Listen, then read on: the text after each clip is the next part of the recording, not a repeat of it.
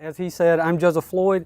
Tonight I want to speak to you about the mobile video space, which I'm in 3/4 of, maybe a little more if you count the roof. So this presentation is actually on an auto advance so that I don't drone on too long. So save your questions until the end. So here we go. July of 2017 is kind of when this all started, at least for me. I was listening to a podcast about a library makerspace that had a podcast recording studio. I sent that to then President Daniel Smith and Christopher Hoffman. Keep fast forwarding, we were talking about other things. Things continue to progress. In November of 2017, I was like, I can't shake this idea. So I bought this book, the first of several, and continued to study. Moving into April of 2018, something magical happened. The Nation of Makers, a national meta nonprofit for makerspaces, started their own podcast. It happened to have started in Orlando, Florida, with the people who do the Orlando Maker Fair. So we began chatting with them and seeing what sort of resources they had and what they used. In May of 2018, a year ago this month, Cayman, Hoffman, and I started testing out some of the equipment and some of the processes they used. For me personally, it wasn't quite adequate. So I did what any rational person would do. I didn't know enough, so I immediately got an intern to help me out, right? So Hannah came in, we started working through what this exact room would sound like, look like, what we would need to actually do video in the space. For us, that meant starting with equipment we already had. Hoffman let us borrow some of his lights. I already had some microphones, some other equipment, and we began testing things like using maker pipes to hang a curtain instead of building a wall to start with. That was a terrible idea. It took 2 hours every time we wanted to set it up just to steam the curtain. It was crazy. So Hannah did double duty. She actually also served as the host for a pilot mini-series so that we could test out the process and refine what it would take for everybody in this space to be able to use the equipment eventually. Fast forward to February 2019, Gainesville Mini Maker Fair. We set up 3 of the walls to begin the process and actually get more feedback from other users. So makers and those interested in making could actually come in and test it out at the Mini Maker Fair, including a teleprompter. This month, we actually set it up here with an overhead camera and a shotgun microphone that you can't see right now. We set that up so that people wouldn't have to use lavalier microphones and other things that would be too cumbersome. In addition to the overhead camera, there was a teleprompter. We then discovered through the process of training folks that having all of the buttons so that you could hit record 3 times would be most promising to elicit the results we wanted. So those 2 tablets actually serve to remotely operate both of the cameras. So you probably can't hear him, and that's just as well. This is mainly meant to show you what can happen as you go through training.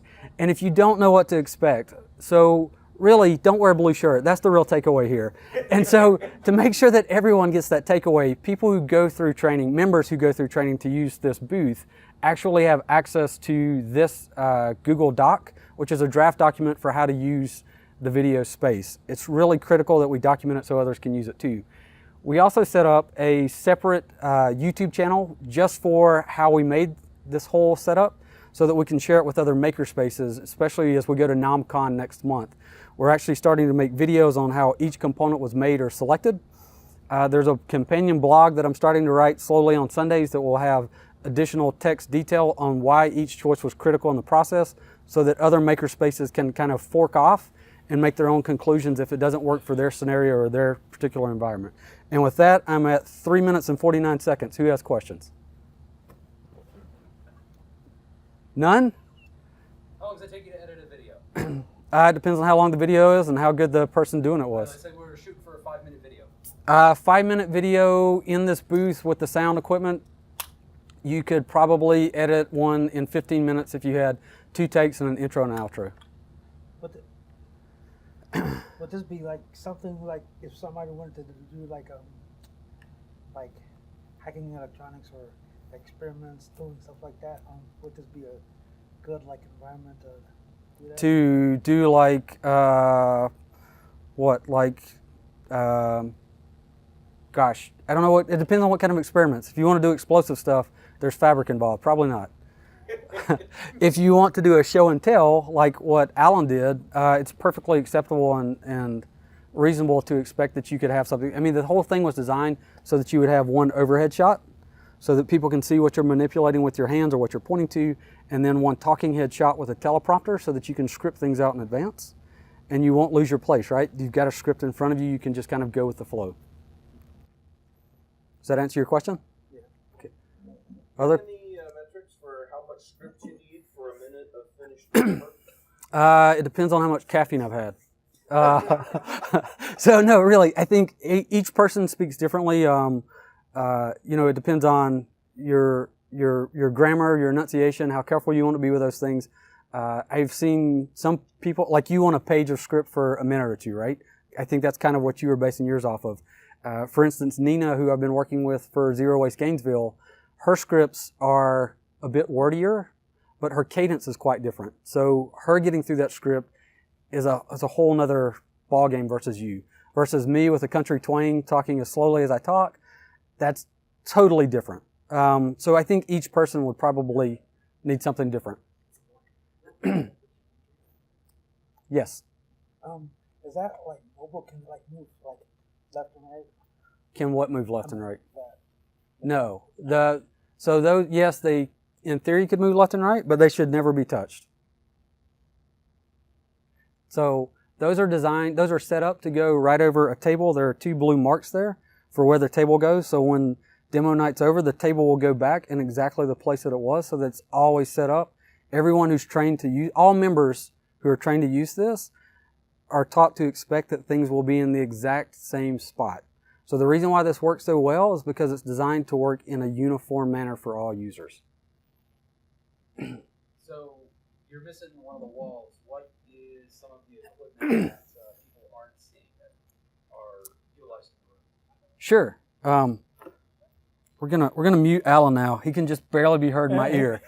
Sorry, Alan. We actually can't hear it back here, so. Oh, that's great. That's great. You're missing a great show. So there is a shotgun microphone that would be pointed kind of at your sternum. All things that we go over in the class, but those things are pointed. Let's turn this off. It's going to drive me nuts. So there's normally a shotgun microphone so that you don't have to use something like this lavalier. Sorry, that probably got really loud, Chris. My bad. So that you don't have to mic up and you don't have to play with batteries and other things or know how to turn on a receiver and a transmitter and how to pair those things up. The other things that you can't see is you obviously can't see the cameras that aren't in place at the moment. One is overhead pointing down at that table that we just spoke about so that you can look at the pieces that you're working with on the table and show those to whoever your YouTube audience may be. The other one is a camera that would be just kind of back there where the second layer of chairs are with a teleprompter on it. There's a remote to operate it so that you can start your script, you can speed up your script, slow down your script, you can start your script over, and then some tablets and other devices to turn all of the equipment on and off. Because the most important thing to do is to have all of those record buttons in one place so that you push them all one after another. Because the worst feeling in the world is to have a great take that took 5 minutes and then realize none of it was recorded, right? That's terrible. Other questions? Yes, sir. Why blue, not green? Why blue, not green? Yes. Because you're in the Gator Nation. Blue was cheap and quickly available. No. No, so we did go with blue. Blue is actually probably a better color with the exception of what's great for chroma key, actually. Yeah, so blue and green are the most common colors for chroma key. And actually people wear green a lot more around here, other than Alan, the lucky guy, than they wear blue. So for us, we went with blue because it met our other criteria as far as the type of fabric, the amount of shine and bounce for the lighting, and the other factors for the fabric itself. But yeah, it does chroma quite well. The one issue with chromaing these are all individual panels. So this whole set is designed with a theatrical hinge system so that you pull each of the ceiling panels down, remove the piping and all. Each of these pipes will move fore and aft if we wanted them to, which we don't. But they also all come off. And then all of these wall panels take 2 clips to pull out, and they could all come down in about 4.5 minutes. But what that means is there's a joint behind each one of these. So we're using simple fabric just to cover those up. And so when the light hits it directly, the camera is seeing just enough that it's quite easily keyed out. So how much, like, if you pack all of this up, how much space would it be? How much space would this take up? Like, back everything up. A small trailer. Medium-sized trailer, which may be too long. It's about 8 foot long. Yeah, it's like 8 foot 1 inch.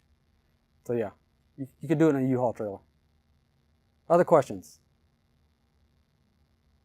No? What kind of training do you give on it?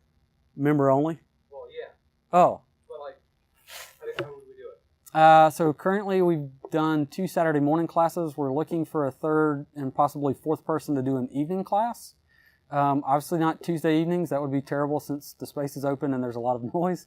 But if you get with me, if you're a member and you get with me, we'll try and make sure you're on the list for who's interested in learning. Other questions? Awesome. I think I'm done. Thank you guys.